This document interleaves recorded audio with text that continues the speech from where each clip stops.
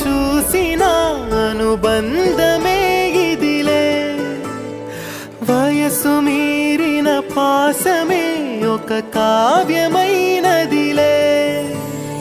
రేపలా ఎప్పుడు కంటి పాపగ కాచులే రేపునా మాపునా చంటి పాప